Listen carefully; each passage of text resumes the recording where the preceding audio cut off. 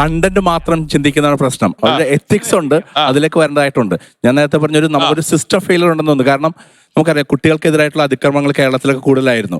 അപ്പൊ നമുക്ക് CWC പോലെയുള്ള നല്ല സിസ്റ്റം വന്നു. ഇപ്പൊ അത് ഒത്തിരി കുറഞ്ഞിട്ടുണ്ട്. അപ്പൊ അതുപോലെയുള്ള നല്ലൊരു സിസ്റ്റം വന്നു കഴിഞ്ഞാൽ റെഗുലേറ്റ് ചെയ്യാൻ സാധിച്ചു കഴിഞ്ഞാൽ ഇതുപോലെയുള്ള അതിക്രമങ്ങൾ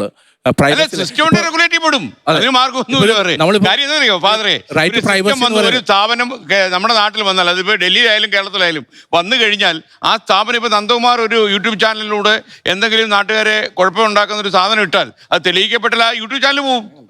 ഇപ്പൊ നമ്മളെ റൈറ്റ് ടു പ്രൈവസി എന്ന് പറയുന്ന ഒരു പറഞ്ഞു. എന്നിട്ട് കൂടി നമ്മളൊരു തെളിവില്ലാത്തൊരു സാധനം കൊടുത്താൽ നാളെ നമ്മൾ അകത്താന്ന് കരുതിയാൽ മതി. തീർച്ചയായിട്ടും 2017 സുപ്രീം കോടതിന്റെ ഒരു ഓർഡർ പ്രകാരം ഫണ്ടമെന്റൽ റൈറ്റ് ആണ് നേരത്തെ പറഞ്ഞു കഴിഞ്ഞു. എന്നിട്ടും ഇത് ലംഘിക്കപ്പെടുന്നുണ്ടെങ്കിൽ അത് നമ്മുടെ സിസ്റ്റത്തിന് ഫെയിലർ അല്ലേ? അതിൽ വരുവാണ് സിസ്റ്റം. ഇപ്പൊ DPDP ആക്ട് ഒരു ഫേസ് വൈസ് ആണ് പുറത്തേക്ക് വരുന്നത്. അതിനകത്ത് ഈ കണ്ടന്റ് ഡെവലപ്പേഴ്സിനെല്ലാം ബാധ്യത വരുന്നുണ്ട്. അതായത് ഡാറ്റ പ്രിൻസിപ്പിൾ എന്ന് പറയുന്നത് നമ്മളുടെ സ്വകാര്യത, ഒരാളുടെ വ്യക്തി പറഞ്ഞ ഡിജിറ്റൽ പേഴ്സണൽ ഡാറ്റ പ്രൊട്ടക്ഷൻ ആക്ടില് ഡാറ്റ പ്രിൻസിപ്പിൾ എന്ന് പറഞ്ഞാൽ നമ്മളെ വ്യക്തിപരമായിട്ട് തിരിച്ചറിയുന്ന ഒരു വിവരങ്ങളും പൊതുസ്ഥലങ്ങളിൽ ഇടണമെന്നുള്ളത് വിത്ത് കൺസെന്റേ പറ്റുള്ളൂ. അപ്പൊ ആ കൺസെന്റ് വയലേറ്റ് ചെയ്യുകയാണെങ്കിൽ ഡാറ്റ ഫിഡ്യൂഷ്യറീസ്, അതായത് ഡാറ്റ കണ്ടന്റ് കൈകാര്യം ചെയ്യുന്ന ആളുകൾ അതിനുള്ള നടപടികൾ, അതായത് എങ്ങനെ ഇതിനെ അവർക്ക് മാനേജ് ചെയ്യാം, റെഗുലേറ്റ് ചെയ്യാം എന്നുള്ളത് ഇപ്പം നടന്നുകൊണ്ടിരിക്കുകയാണ്. 2027 ഇത് ഫുള്ളി ഇംപ്ലിമെന്റിൽ വരുന്നത്. 250 കോടി രൂപ ആ കമ്പനി കണ്ടന്റ് മാനേജ് ചെയ്യുന്ന ആളുകൾക്കെതിരെ ഫൈൻ വരുന്ന രീതിയിലാണ്. മറ്റേപോലെ പിടിച്ച് ജയിലിലിടുമല്ല. അതായത് ഒരാളുടെ വ്യക്തി വിവരങ്ങൾ, സ്വകാര്യ വിവരങ്ങൾ ചോർത്തുന്ന തരത്തിലുള്ള രീതിയിൽ അവരുടെ അനുവാദമില്ലാതെ ഇത് പബ്ലിഷ് ചെയ്യുകയും നിരുത്തരവാദമായി ഡ്യൂ ഡെലിജൻസ് എടുക്കാതെ ആ പ്ലാറ്റ്ഫോം കൈകാര്യം ചെയ്താൽ അത്തരം കണ്ടന്റ് കൈകാര്യം ചെയ്യുന്ന ആളുകൾക്ക് ഡാറ്റ ഫിഡ്യൂഷ്യറീസർക്കെതിരെ ഇപ്പൊ ഡാറ്റ പ്രൊട്ടക്ഷൻ ബോർഡ് എന്ന് പറഞ്ഞൊരു ബോർഡ് കോൺസ്റ്റിറ്റ്യൂട്ട് ചെയ്ത് വരുന്നുണ്ട്.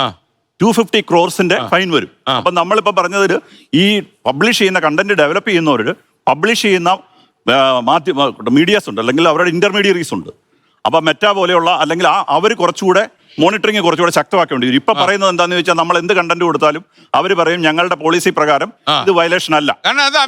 അമേരിക്കയിലാണ്. അപ്പൊ ഇന്ത്യയുടെ ഫെഡറൽ ലോ അനുസരിച്ച് ഇങ്ങനെ പോകുന്നു. അതെ, ഇപ്പൊ 36 മണിക്കൂറിനുള്ളിൽ ഈ ന്യൂഡിറ്റി അല്ലെന്നുണ്ടെങ്കിൽ ഒരു വ്യക്തിയുടെ, പ്രത്യേകിച്ച് സ്ത്രീകളുമായിട്ട് ബന്ധപ്പെട്ടിട്ടുള്ള പബ്ലിഷ് ആണെങ്കിൽ നേരത്തെ സമയം കൂടുതലായിരുന്നു, 14 days ആയിരുന്നു. ഇപ്പൊ അത് 36 hours അവർ റിമൂവ് ചെയ്യണമെന്ന്. മാത്രമല്ല ഇതിനകത്ത് ഉപയോഗിക്കുന്ന ചില ഭാഷ, ഞാനിപ്പോ പേര് പറയുന്നില്ല. ഈയിടെ ഞാനൊരു ഓൺലൈനിൽ ഒരു വീഡിയോ കണ്ടതാണ്. ആ വീഡിയോ തുടങ്ങുന്ന തന്നെ ഇയാളെ പോലെ ഇത്രയും വലിയൊരു കള്ളൻ കേരളത്തിൽ ഉണ്ടായിട്ടില്ല.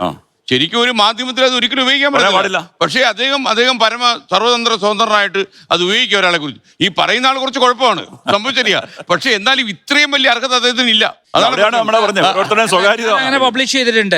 എനിക്ക് എന്റെ അടുത്ത് ശക്തമായി തെളിവുള്ള സ്ഥലം. എന്താ പറയുക, ഞാൻ എന്റെ വാർത്താ മുറിയിൽ ഇരിക്കുമ്പോൾ ഞാൻ എന്റെ വാർത്താ ലേഖകരോട് ചോദിച്ചറിയോ, നിങ്ങളിപ്പോൾ TP നന്ദകുമാറിനെ കുറിച്ചൊരു വാർത്ത സംപ്രേഷണം ചെയ്യുമ്പോൾ നിങ്ങൾ നാളെ ഒരു ഡിഫമേഷൻ കേസിൽ പെടുന്നു, ഒരു മജിസ്ട്രേറ്റ് മുന്നിൽ എത്തുന്നു.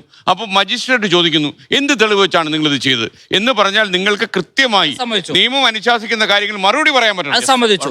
എന്റെ അടുത്ത് തെളിവുള്ളത് കൊണ്ട് കേരളത്തിലെ ഏറ്റവും പ്രമുഖനായ ഒരാളെ കുറിച്ചിട്ട് അയാൾ കള്ളനാണ്, പെരുങ്കള്ളനാണെന്ന് ഞാൻ വാർത്ത തെളിവുണ്ടല്ലോ കയ്യില്, എങ്കിൽ പ്രശ്നമില്ല, പറയൂ. അല്ല, ഞാൻ ഒരു കാര്യം ചോദിച്ചോട്ടെ.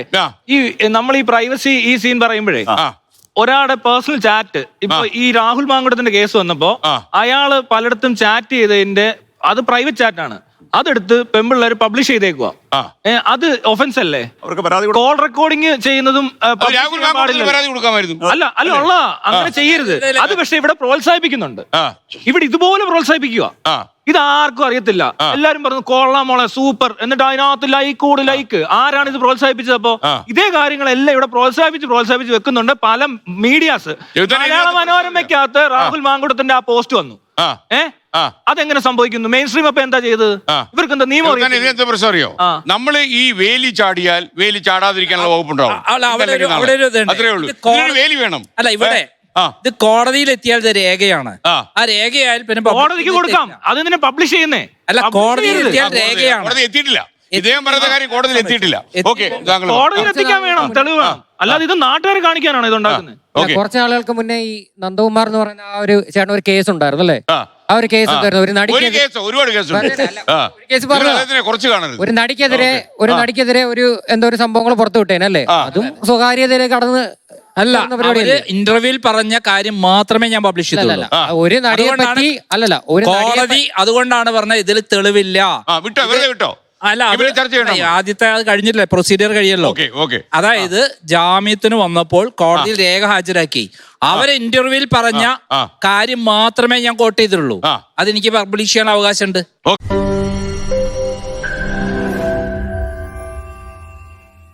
ലോകത്തെവിടെയായാലും ഏത് സമയത്തും 24 വാർത്തകളും ഓഗ്മെന്റഡ് റിയാലിറ്റി പാക്കേജുകളും എക്സ്പ്ലെയിനറുകളും വിശദമായി കാണാൻ ഞങ്ങളുടെ യൂട്യൂബ് ചാനൽ നിങ്ങൾക്ക് സബ്സ്ക്രൈബ് ചെയ്യാം.